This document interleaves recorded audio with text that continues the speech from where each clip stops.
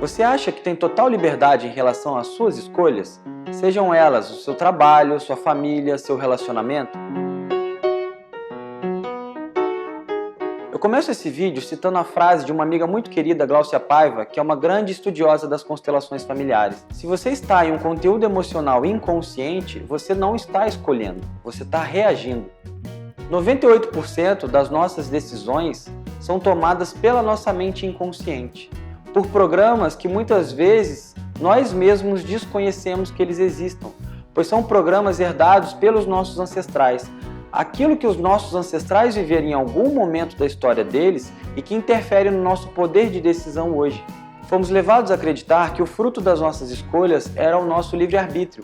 Mas, partindo desse princípio, que as informações herdadas elas têm muita interferência nas nossas escolhas, nós não temos tanto arbítrio quanto a gente imagina que tenha. Mas o pouco arbítrio que temos é fundamental para a gente entender aquela parte do nosso inconsciente que a gente não conseguiu entender ainda.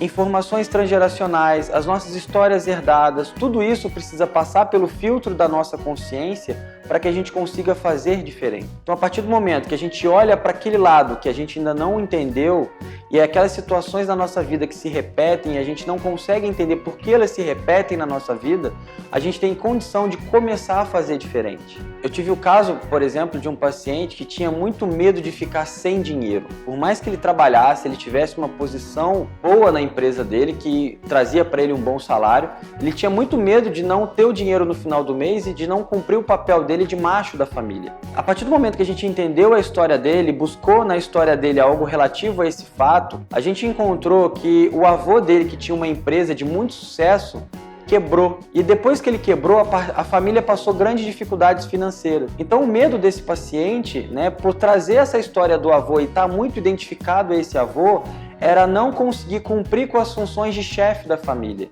E o medo de faltar dinheiro é exatamente porque lá atrás esse dinheiro faltou. Então, a partir do momento que a gente trabalhou essa história do avô dele na história dele, ele conseguiu relaxar, ele conseguia dormir melhor, ele ia mais feliz para o trabalho.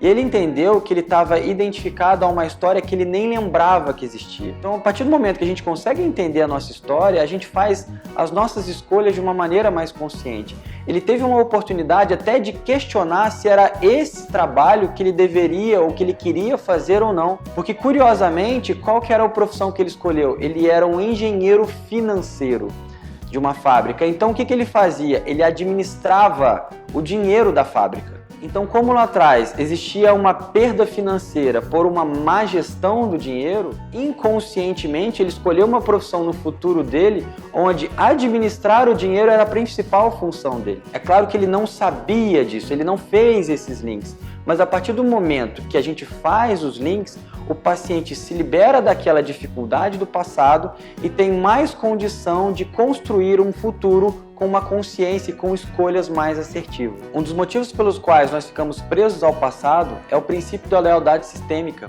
Inconscientemente, a gente vai copiar o comportamento dos nossos pais ou dos nossos ancestrais para garantir nosso senso de pertencimento no grupo. A repetição de padrão nada mais é do que uma maneira inconsciente da gente manter o nosso lugar. Então, o que eu sugiro a você? Olhe para a sua vida e veja que comportamento vem se repetindo ou que escolhas você já fez que, de certa maneira, você não conseguiu compreender muito bem o motivo pelo qual você escolheu ou fez essa escolha. E tenta achar uma ressonância dessa escolha, algo que tenha um pano de fundo comum com algo da sua história de infância, algo da sua história dos seus pais e de alguma história de família que por acaso você saiba. A partir do momento que você conseguir fazer esse link, novas possibilidades a partir dessas escolhas vão surgir. Isso te dá uma chance de manter essa escolha, se ela for interessante ainda para você, ou de fazer novas escolhas que sejam mais conscientes e mais suas, que te dão uma maior capacidade de manifestar a sua própria identidade. Então, se você gostou desse vídeo,